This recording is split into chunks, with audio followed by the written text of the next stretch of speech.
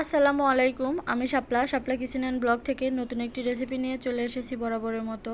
আশা করছি আজকের রেসিপিটি ভালো লাগবে আপনাদের। ভালো লাগলে প্লিজ ভিডিওতে একটা লাইক দিয়ে ভিডিওটি দেখা কন্টিনিউ করবেন। আজকে আমি করলা দিয়ে একটা ভাজি তৈরি করে দেখাবো। আর এই ভাজিটা একটু অন্যরকম, একদমই তেতো লাগবে না। যারা করলা খেতে পছন্দ করে না তারাও খেতে পারবেন, আর বাচ্চারা তো অনায়াসেই খেয়ে নেবেন। এখানে আমি করলা এরকম করে চাকচাক করে কেটে নিয়েছি, একটু মোটা করে ধুয়ে পরিষ্কার করে নিয়েছি, আর পানিটাও ঝরিয়ে নিয়েছি। তার মধ্যে দিয়ে দিলাম পরিমাণ মতো লবণ, আর দিয়ে দিচ্ছি হলুদ। এখন দিয়ে দিব মরিচের গুঁড়া। এটা আপনারা আপনাদের টেস্ট অনুযায়ী এগুলো মশলাগুলো ব্যবহার করবেন। এখন এখানে দিয়ে দিচ্ছি চালের গুঁড়ো। চালের গুঁড়ো যদি না থাকে আপনারা কর্নফ্লাওয়ারও দিয়ে দিতে পারেন। তো চালের গুঁড়ো অল্প অল্প করে মাখিয়ে নিতে হবে, একেবারে বেশি দেওয়া যাবে না কিন্তু। এই যে আমি এভাবে মাখিয়ে নিচ্ছি, পরে যদি আবার লাগে তাহলে আবার দিয়ে দেব। তো এইভাবে আমি সবকটা মেখে নিলাম, আর চালের গুঁড়োটা আর মশলাগুলো যাতে সবকটা করলার গায়েই লাগে সেদিকেও খেয়াল রাখতে হবে।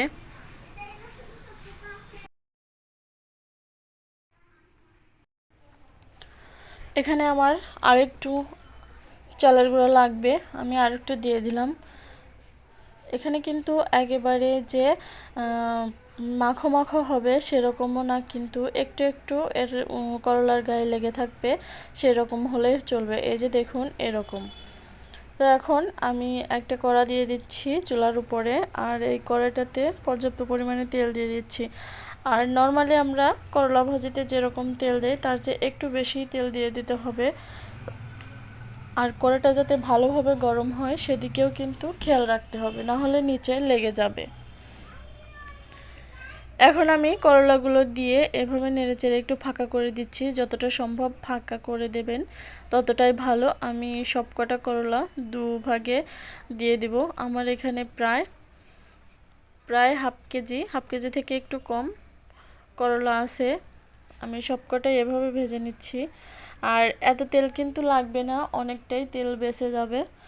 আর একদমই তেল কম লাগে। নর্মালি তেল করলা ভাজতে যতটা তেল লাগে তার চেয়েও অনেকটা কম তেলেই এগুলো কিন্তু ভাজা হয়ে যাবে।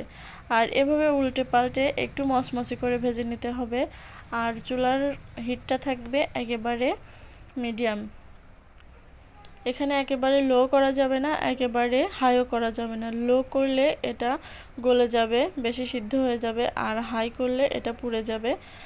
সো মিডিয়াম আছে, এটাকে এভাবে ভেজে নিতে হবে। এই যে দেখুন আমার এগুলো ভাজা শেষ। আমি আরও কতগুলো যেগুলো ছিল সেগুলোও দিয়ে দিলাম।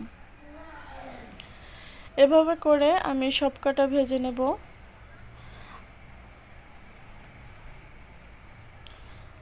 আশা করছি আপনারা বুঝতে পারছেন আমি এগুলো কিভাবে ভেজে নিলাম।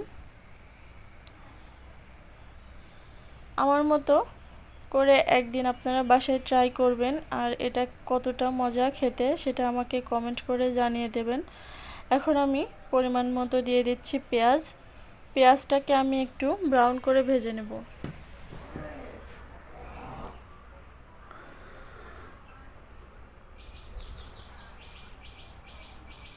অনেকের বাসায় বাচ্চারা আছে যে করলা খেতে চায় না, তারাও কিন্তু এরকমভাবে ভেজে দিলে অনায়াসেই এই করলা খেয়ে নেবে।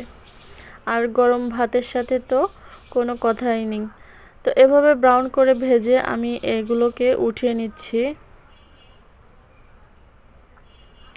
বেশি ভাজলে আবার কিন্তু তেতো হয়ে যাবে।